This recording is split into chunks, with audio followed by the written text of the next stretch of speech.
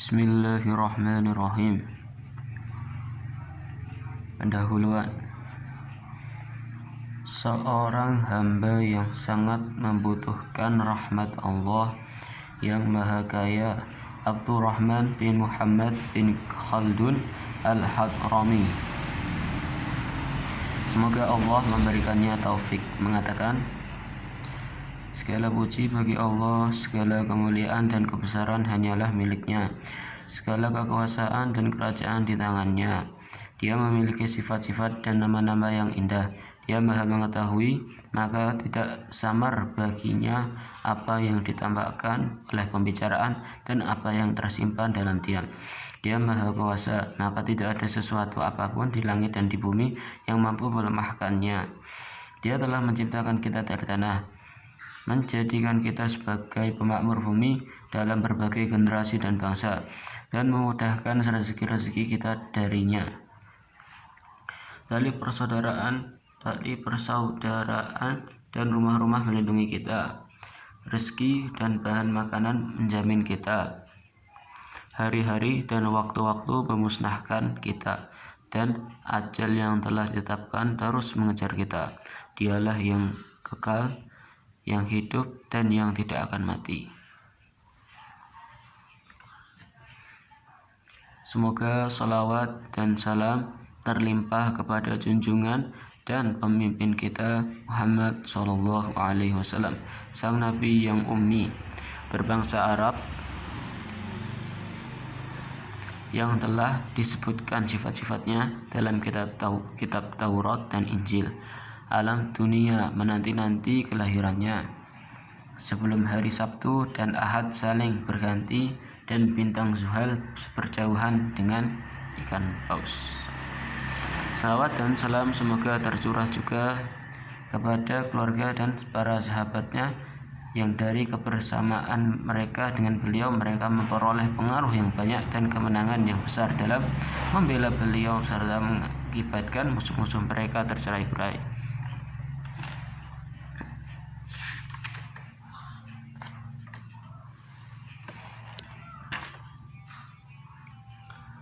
Semoga Allah mencurahkan salawat dan salam yang melimpah kepada beliau dan kepada mereka selama tali Islam senantiasa tersambung dan tali kafir senantiasa terputus.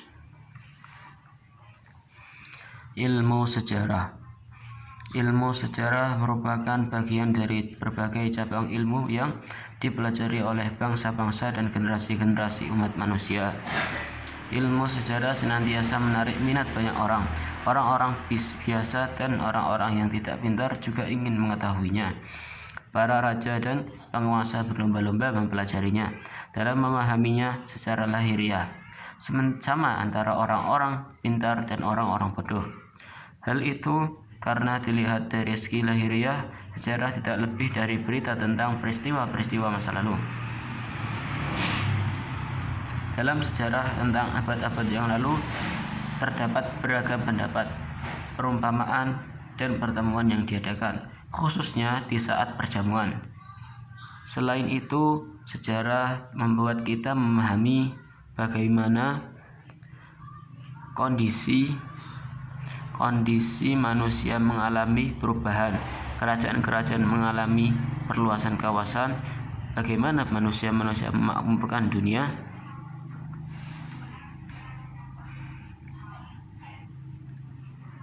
hingga membuat mereka meninggalkan tempat tinggal dan tibalah sang waktu menjumpai masa mereka. Secara hakikat, sejarah mengandung pemikiran, penelitian, dan alasan-alasan detail tentang perwujudan masyarakat dan dasar-dasarnya, sekaligus ilmu yang mendalam tentang karakter berbagai peristiwa. Karena itu, sejarah adalah ilmu yang orisinil tentang hikmah dan layak untuk dihitung sebagai bagian dari ilmu-ilmu yang mengandung kebijaksanaan atau filsafat.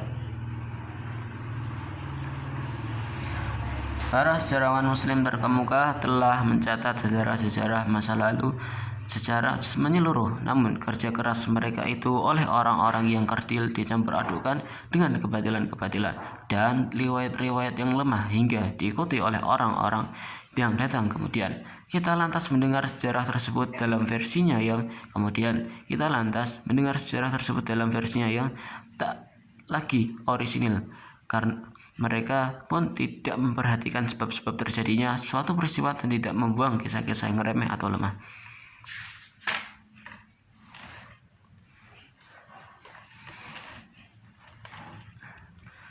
Upaya penelitian sedikit dilakukan, kesempurnaan pun cacat. Berita yang sampai sering keliru, taklid sudah berakar pada kebanyakan manusia. Kemunduran pencapaian dalam banyak cabang ilmu terjadi. Kebodohan telah menjadi wabah sekaligus bencana kemanusiaan. Padahal kekuasaan kebenaran tak dapat dilawan. Setan kebatilan dihanguskan oleh meteor-meteor pemikiran. Orang yang menukil hanya bersifat mendikte dan menyampaikan, namun akal pikiran akan menembus kebenaran tentang ketika terhalang.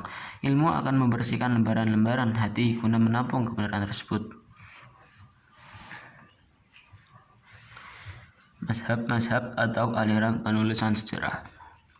Banyak orang yang telah melakukan penulisan sejarah. Mereka mencatat sejarah umat manusia dan bangsa-bangsa dunia. Namun, orang-orang terkenal yang memiliki kecakapan yang diakui dan menulis sejarah masa lalu secara komprehensif sangat sedikit. Bahkan bisa dihitung dengan jari.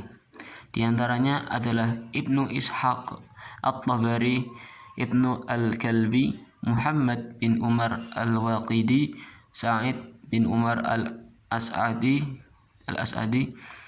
dan lainnya yang sudah terkenal dan memiliki keistimewaan tersendiri. Sayangnya, dalam buku-buku Al-Mas'udi dan Al-Waqidi terdapat cacat sebagaimana telah diketahui para pakar sejarah yang terpercaya dan terkenal di kalangan para al-hafidz, yaitu penghafal ilmu. Yang thiqah, yang artinya yang terpercaya. Walau demikian, seluruh ahli sejarah menerima catatan sejarah mereka secara khusus dan mengikuti jejak-jejak mereka dalam menyusun karya tulis. Seorang kritikus sejarah yang benar-benar ahli memiliki kemampuan untuk menyingkap kepalsuan berita-berita mereka atau memberikan penilaian bahwa mereka adalah orang yang layak diterima. Peradaban itu memiliki karakter-karakter tersendiri yang dapat dijadikan tolak ukur sejarah sekaligus menjadi rujukan riwayat dan athar.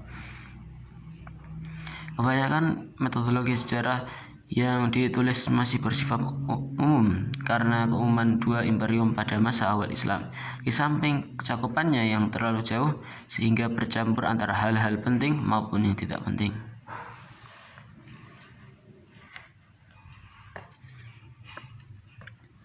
Salah satu ulama yang menulis sejarah yang meliputi sejarah bangsa-bangsa pra-Islam seperti Al-Mas'udi dan para pengekornya.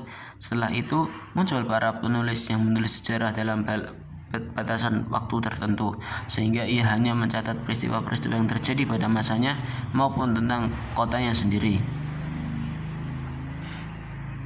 Hal ini pernah dilakukan oleh Abu Hayyan, penulis sejarah tentang Andalusia Spanyol dan Daulah Umayyah di sana, sebagaimana dilakukan oleh Ibnu Ar-Rafiq, penulis sejarah Afrika dan kerajaan-kerajaan di kawasan Qayrouan.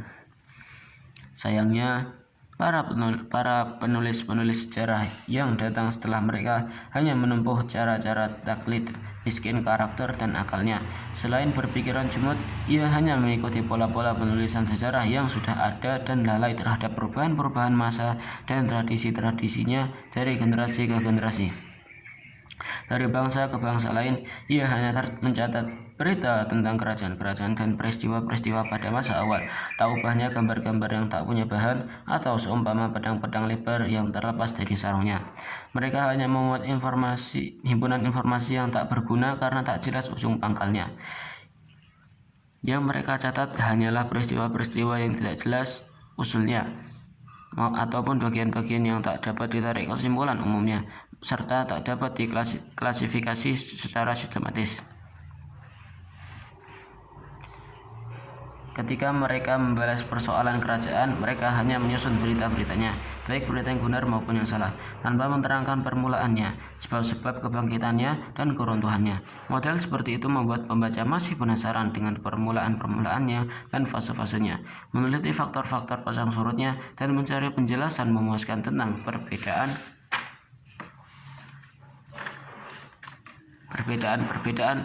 dan kesamaan-kesamaannya, sebagaimana akan kami sebutkan dalam pembukaan kitab.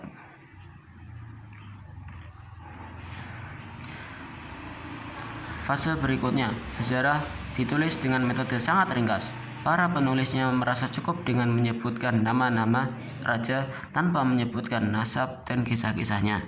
Selain itu, mereka hanya menyebutkan waktu memegang tampuk kekuasaan sebagaimana dilakukan oleh Ibnu Rashid dalam Mizan al-Amal dan para sejarawan yang meniru metodenya. Mereka tidak perlu dianggap sebagai penulis sejarah karena mereka telah menghilangkan bermanfaat dan menodai mazhab-mazhab yang terkenal di kalangan para sejarawan.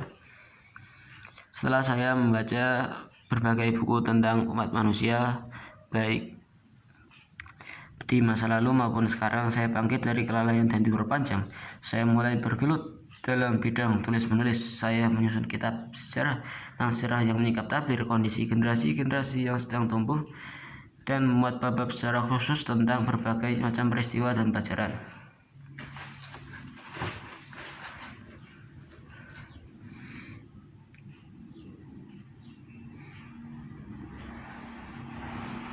Dalam kitab ini saya menjelaskan tentang sebab-sebab berdirinya suatu kerajaan dan peradaban dengan mendasarkan pada sejarah bangsa yang telah membangun Maghrib atau Maroko pada masa itu dan memakmurkan kota-kotanya. Selain itu, aku mencatat sejarah kerajaan-kerajaan mereka, baik yang lama maupun yang pendek umurnya, serta para raja dan pendukung mereka yang terdahulu dari kalangan bangsa Arab dan Barbar.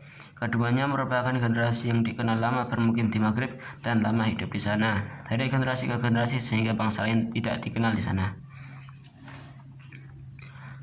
Aku menulisnya secara teliti dan bersih dari cacat serta membuatnya mudah dipahami oleh kaum intelektual dan para ahli. Penulisan bab-babnya aku buat secara menarik dan mengagumkan sehingga menjadi sebuah model baru dalam penulisan sejarah. Dari situ aku menjelaskan kondisi-kondisi peradaban dan perilaku perkotaan serta hal-hal baru yang timbul akibat sosial manusia. Anda akan merasa puas dengan hukum-hukum yang melatar belakangi peristiwa-peristiwa dan dapat memahami bagaimana sebuah bangsa memulai kerajaannya. Dengan begitu, Anda akan terlepas dari taklid dan dapat mengetahui pola-pola sejarah sebelum dan sesudah Anda.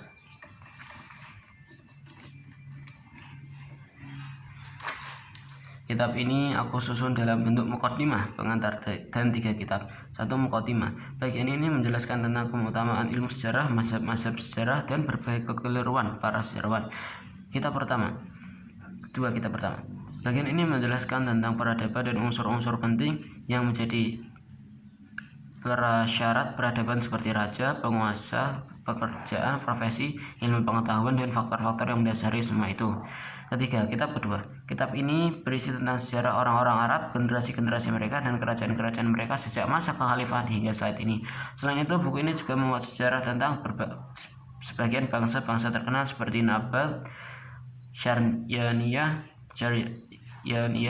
Persia, bangsa Israel, Kipti, bangsa Mesir, Yunani, Romawi, dan Eropa. 4. Kitab ketiga. Buku ini menjelaskan tentang sejarah orang-orang Barbar dan sebagian kabilah mereka yang terkenal bernama Zinatah. Kitab ketiga ini menyebutkan permulaan mereka, generasi-generasi mereka, kekuasaan dan kerajaan yang ada di Maghrib secara khusus. Kemudian perjalanan dilanjutkan ke timur untuk mencari cahaya-cahayanya, melaksanakan fardu dan sunnah di tempat tawaf dan tempat ziarahnya, meneliti jejak-jejaknya dalam catatan-catatan dan buku-bukunya. Maka aku memperoleh tambahan informasi berupa sejarah raja-raja bangsa Ajam atau non-Arab di negeri-negeri timur tersebut dan bangsa Turkis kawasan yang mereka kuasai. Informasi-informasi tambahan tersebut aku masukkan ke dalam apa yang telah aku tulis sebelumnya dengan mempertimbangkan kesamaan masa dengan bangsa-bangsa yang telah aku tulis itu. Namun masalah ini aku susun secara ringkas tanpa menghilangkan maksud-maksud yang dituju para pembaca dan masuk melalui faktor-faktor sejarah secara umum, lalu menukik pada informasi khusus. Dengan demikian, apa yang aku tulis mencakup sejarah manusia secara keseluruhan, memudahkan hikmah-hikmah yang sulit dipahami, memberikan alasan-alasan atau sebab-sebab yang melatar belakangi sejarah.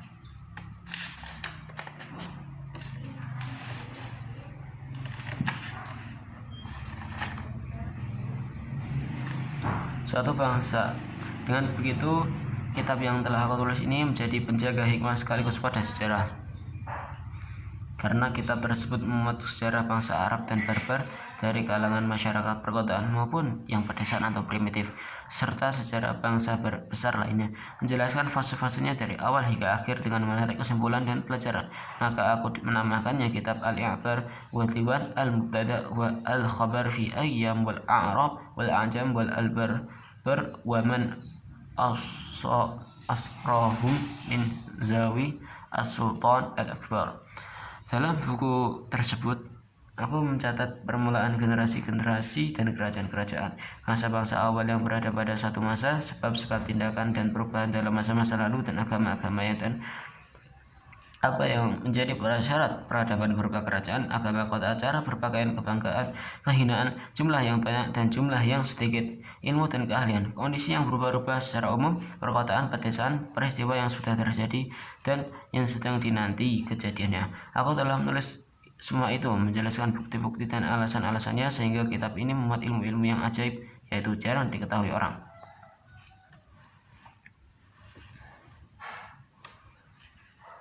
Dan hikmah-hikmah yang selama ini tertutup padahal sebenarnya berada dekat dengan kita. Namun demikian, aku yakin bahwa kitab ini tetap ada kekurangannya. Aku mengaku lemah untuk mencapai kesempurnaan. Karenanya aku sangat mengharapkan pihak-pihak yang memiliki pengalaman dan pengetahuan luas untuk menelaahnya secara kritis, bukan dengan pandangan yang menerima begitu saja, lalu dengan senang hati mau melakukan perbaikan dan koreksi. Sesungguhnya bekal setiap ahli ilmu sedikit. Kemauan untuk mengakui kekurangan dan kritikan adalah keselamatan.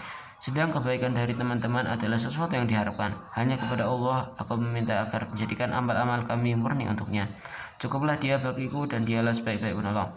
Setelah aku selesai melakukan perbaikan-perbaikan di dalamnya, menerangkan lentaranya bagi orang-orang yang ingin mencari penerangan, menjelaskan metode ilmiahnya di antara ilmu-ilmu yang lain, meluaskan jangkauan pengetahuannya, tetapkan batasannya, maka aku menyumbangkannya ke tempat penyimpanan Tuhan kami, Sultan yang memiliki sifat-sifat mulia, Amirul Mukminin Abu Faris Abdul Aziz bin Sultan Abu Salim Ibrahim bin Sultan Amirul Mukminin Abu Al-Hasan bin As-Sadah Al-A'lam, dari raja-raja Moran yang telah melakukan pembaruan atau tajdid agama, menempuh jalan orang-orang yang mendapat petunjuk, menghapus jejak-jejak para pemerintah yang suka melakukan kerusakan. Semoga Allah menuntutkan umat ini dengan naungan kitab ini dan menyampaikan cita-citanya untuk memperjuangkan dakwah Islam. Aku mengirim kitab ini ke tempat penyimpanan mereka yang diwakafkan untuk para pencari ilmu di Masjid Jami' Qurawiyin di kota Fez, yang menjadi pusat kekuasaan mereka sekaligus tempat bersemayamnya petunjuk sekaligus taman pengetahuan, lapangan rahasia-rahasia Tuhan, dan tempat kepemimpinan Farisiyah, yaitu keluarga Abu Faris yang mulia insyaallah. Tempat penyimpanan atau perpustakaan tersebut membuat kitabku mendapat perhatian, membuatnya mendapat sambutan luas dari para pembaca. Dari situ tampaklah bukti-bukti dan saksi-saksi atas kedalaman dan kekuatan kitabku ini. Memang perpustakaan itu terlaksana pasar yang memasarkan barang-barang dagangan para penulis. Disitulah kendaraan para pencari ilmu dan etika ditambatkan. Dari wawasan-wawasan yang ditawarkan itu muncullah hasil-hasil akar dan pikiran yang cemerlang. Semoga Allah menghilami kita untuk bersyukur atas kenikmatan darinya, memberikan banyak bagian kepada kita dari belas kasihnya, menolong kita untuk memenuhi hak-haknya, dan menjadikan kita termasuk orang-orang yang berpacu di medannya, dan melimpahkan penjagaan dan kehormatan kepada Islam dan penduduk kotanya. Hanya kepada Allah Subhanahu wa Ta'ala kita meminta untuk menjadikan amal-amal kita murni karena wajahnya, bersih dari kotoran-kotoran lalai dan syubhat. Dialah pencakup kita dan sebaik-baik penolong.